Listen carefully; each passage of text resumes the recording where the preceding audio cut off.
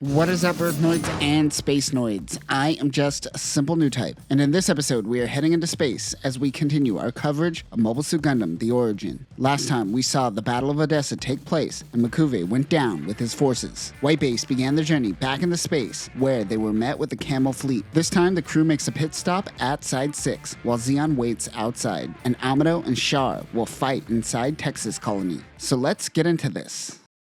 At Solomon, Dozle is concerned about White Base taking out the Camel Fleet. They are about to dock at Site 6. He also hates that after Dozle dismissed Char for his incompetence, Chalia started using him. He sends out the Conscon fleet to Site 6. White Base docks with the colony, where they are met with Cameron Bloom. They won't be able to help supply the ship or help out with any fixes. When he heads to the bridge, he meets Mirai for the first time in ages. Bright remembers back when Mirai told her about her fiancé on Side 6. This must be him. Of course, he is jealous. Cameron talks to Mirai and is quite overbearing. That is when Slegger takes his glasses and tells him to learn how to properly speak to a lady. Amuro, Frau, and the kids head out to get some supplies when Amuro happens to recognize his father. He chases him down and they head to his place. He gives Amuro the piece of junk. In the manga, Amuro does make a comment about him potentially having hypoxia. Did Amuro even see his dad fly out of the colony? Of course, he ignores Amuro's needs. As he leaves, he throws the piece of junk. Mirai patches up one of Bright's uniforms as they prep for their leave on Side 6. She doesn't go into town like everyone else, but Bright mentions that at least she got to see her fiancé. Mirai doesn't like that Cameron disassociates himself from the war. Bright suggests that she keep her relationships close and states he would like that as well, but he is too gauche. As he leaves, Mirai says he is gauche, as he didn't recognize the obvious flirty banter Mirai was giving off to Bright. Amuro goes to visit his dad once again, but he is far from gone. A lot of people wonder what happens to Tim Ray. Does he die when falling down those stairs? Well, it doesn't matter, because in this moment, Tim is dead to Amuro. He says his farewells, and the two never see each other again. On his way back to the ship, it begins raining, and he hides out on a porch where he meets Lalah soon. She was enjoying the beauty of a swan. She's really into birds. She says that Amuro has beautiful eyes. They may be beautiful, but what color are they? The people in charge don't even seem to know. Amuro gets the biggest erection of his life. Conscon is in a Chevet-class ship. We never talked about the Chevet class?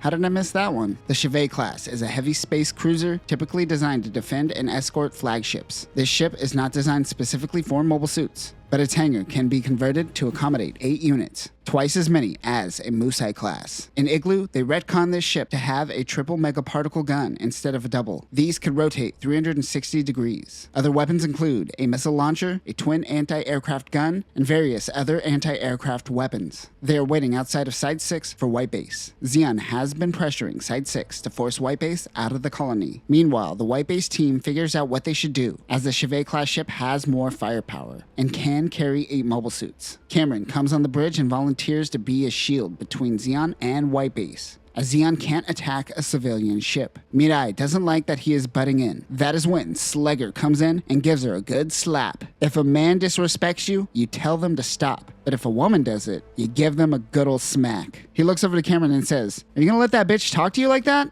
I'm being hyperbolic, but the writing isn't that far from what I just said. It's a little awkward. Amuro walks on board the ship, where he sees everyone feeling awkward by what they just witnessed. Amuro feels like he missed something. Bright gives Amuro 2 hours before departing to say goodbye to his father. He uses that time to go find Lalah soon. She isn't where he met previously. That is when his car gets stuck in the mud, and Char and Lalah comes to help him. Amuro recognizes Char, but Char doesn't recognize him. He introduces himself and tows Amuro out of the mud. After being helped, Amuro gets out of there quickly. Lalah notes that he realized that he was in the presence of the Red Comet. Amuro barely makes it back to the ship in time. All pilots are on standby while they launch. Cameron's ship escorts them. They send a message informing the Conscon fleet of the presence of civilians. Conscon doesn't like these tactics, and he sends out Rickdoms. White Base holds fast and waits for Zeon to make the first move. Mirai tells Cameron to fall back. We get the moment where Cameron and Mirai pass by each other. Unfortunately, unlike the show, she does not flip him off.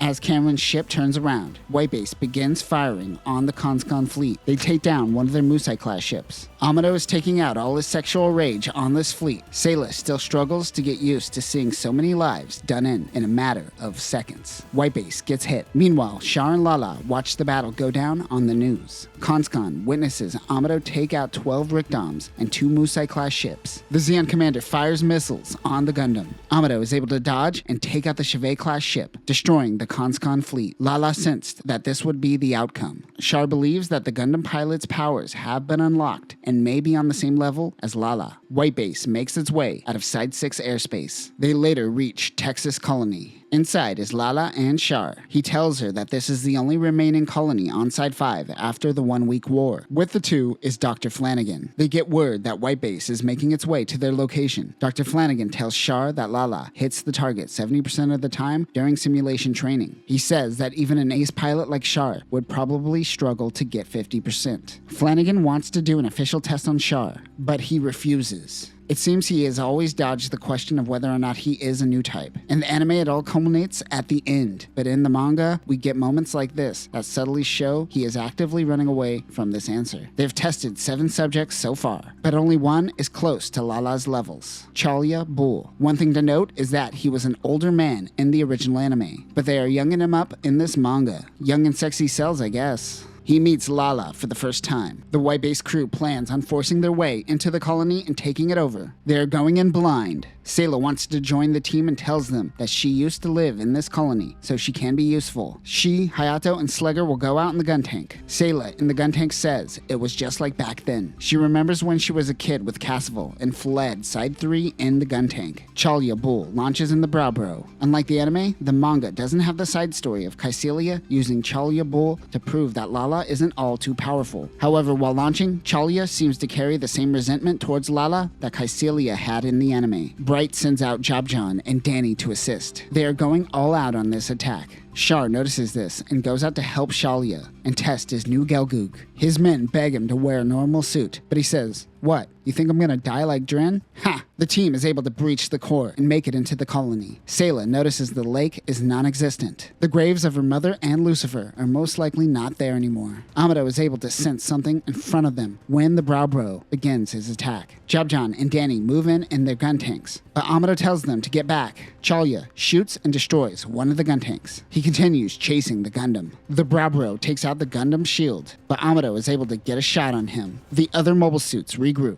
Jobjon is alive, but Danny has been killed in action. They note that Amuro drove the mobile armor away from the area. Some Zakus enter into the colony. As Chalia fights Amuro, he flashes back to when Giran Zabi told him that he was a Newtype, and he is special. He is mad that he could have served his nation, just as he was doing before becoming a Newtype. Amuro stabs the Browbro and shoots the mobile armor, killing Chalia Bull. Char, in the Gelgoog commander type, is disappointed in Chalia. We get a great chapter of Slegger, Kai, Sayla, and Hayato taking on the Zakus that I won't do justice. Go check it out. The gun tanks run through some Zakus and the remaining retreat. Amuro contacts Slegger and heads back to refuel, but he senses someone. He dodges a beam blast just in time. Char notes that he is certain that he is a Newtype because he was able to sense Char's attack without seeing a heat source. Even though he runs away from Newtype testing, he claims that he must be one if Amuro is because he will defeat him here and now. This feeds into Char's obsession that we see more in the manga. Lalah goes full Newtype for a second, and then she gets out of the tank that she is in with Dr. Flanagan. Amuro and Char fire and create a Dragon Ball Z blast. Amuro is out of ammo, so naturally, he throws his gun. He loves throwing things. He pulls out his beam saber, and Char pulls out his beam Naginata as Lalah runs towards the two mobile suits. A Zeon soldier tries to stop Lalah, but a rock from the mobile suit battle drops on his head and knocks him out. He might be dead, actually. Yeah, he's definitely dead. Hey, how did Bob die in the war? Oh, Bob. He turned his back during a mobile suit battle 10 feet away from him. Amuro is almost out of power. Char slices off the Gundam's arms. Char says, and I quote, "It really is too bad I have to lose you." I feel like that's a Boys to Men song from the 90s. Char pushes Amuro back, and the Gundam falls into a minefield, setting off a series of mines. Char notices Lalah is on the battlefield. Sayla isn't responding to Slegger. He goes to talk to her and suggests that she goes home. He will look the other way. She calls Slegger a good man. Char gets out of the Gelgoog and tells one of his men to get the mobile suit and Lalah back to the Zanzibar as they prep for their retreat. Char, like Sayla, has unfinished business in this colony. He finds himself a wild steed and heads out into the colony wasteland.